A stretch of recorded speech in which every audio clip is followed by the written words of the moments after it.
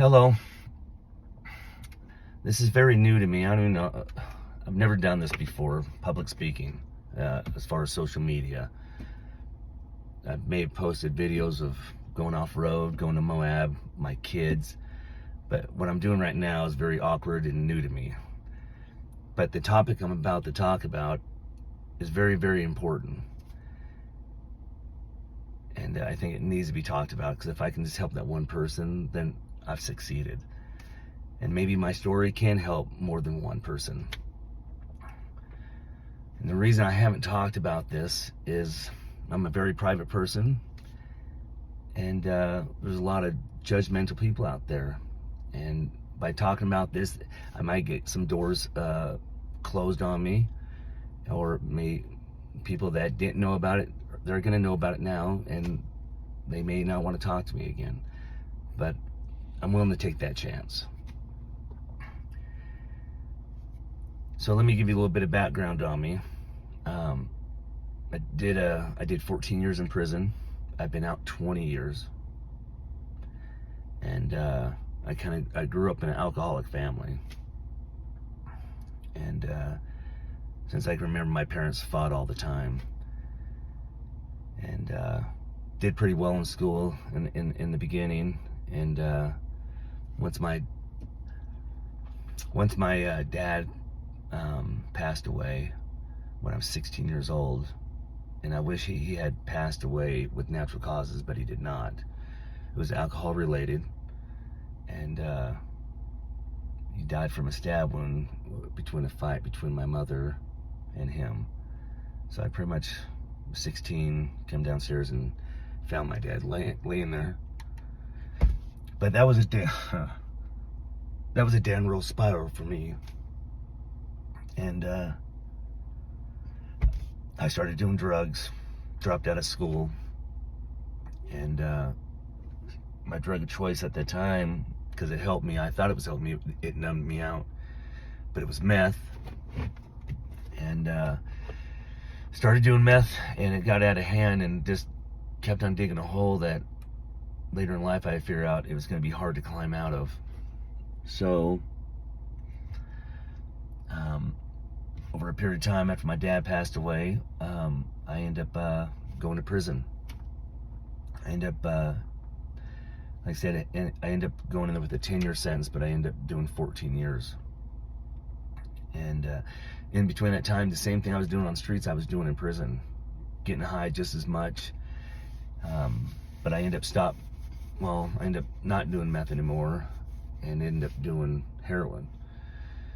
And luckily and grateful, I'm not in the nut house, and it's a nut house right now. I don't know if you can imagine being a whole bunch of energy drinks and somebody locking you in a closet. All this energy and no place to go. And but anyways, I started doing heroin in there, and I did that for 8 years of that 14 years I was in there. And the reason it stopped is, whenever there was a will, there was a way, and I would find a way to get drugs in, and but eventually they would make it harder for me. They took away my visits, and so when my family came to see me, or anybody, it was behind glass. So they really did it that way, and of course, but I found another way, and that other way ended up causing me being transferred from one prison to another. But it got to the point where no prisons wanted me. And so I sat in a cell for a while, because they didn't know what to do with me. But there was a drug program that started, and finally they came and asked me if I had a drug problem. And of course I said, yeah. I just wanted out of there. In my stinking thinking, I was thinking, man, just let me get out of here so I can get onto a yard, and I can start getting drugs brought in again. But that drug program that I ended up going to was a really hard program. It was meant for people that were ready to get out in 6 months, and I was nowhere near 6 months of getting out. But my sister pulled some strings by just calling everybody and not leave them alone, and I finally got into that program. And like I said, I went in there with not the right intentions. But being in there, sitting there, listening to people, I realized, man, I do have a problem. I didn't know how to address it, but I for the first time in my life, I said, I'm going to give this 100%. because the worst thing I had, being in prison, you're spending a lot of time with other guys. You become friends with them, and they've done 8 years, and hey, man, I got paroled, I'm getting out. After doing 8 years, they'd come back in 6 months, and they were happy, like, man, I had so much fun for that 6 months.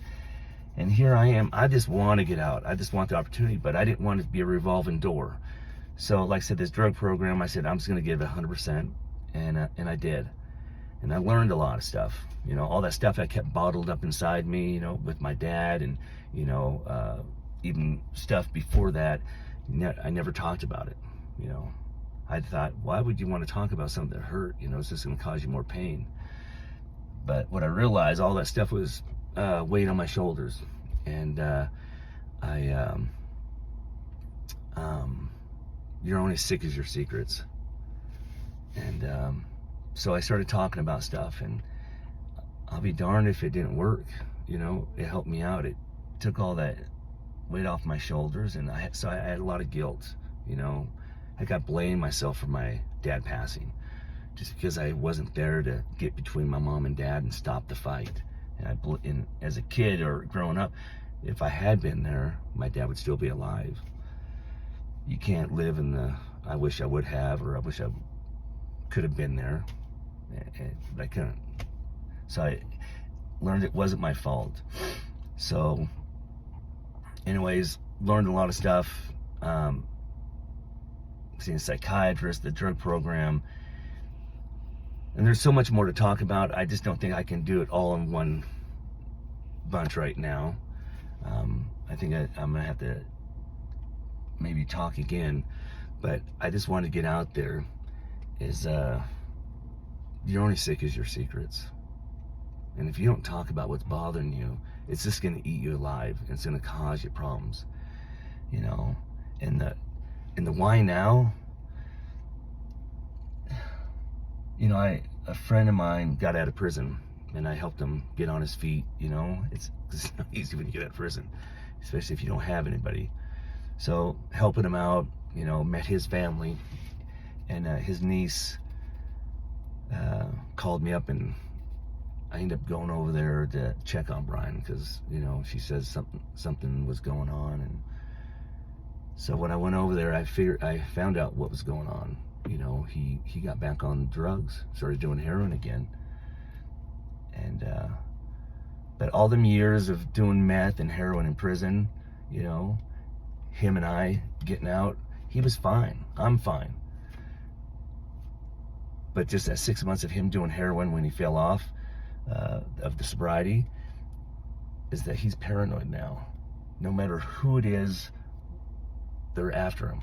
People on the phone, walking a dog, he thinks people are after him. The drugs today are so much worse than they were back when I was growing up. They're dirty. Everything's laced with fentanyl.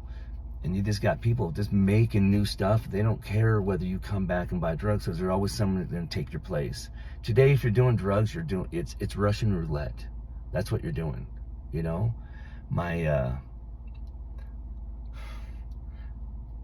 My niece, her husband just recently passed away over fentanyl.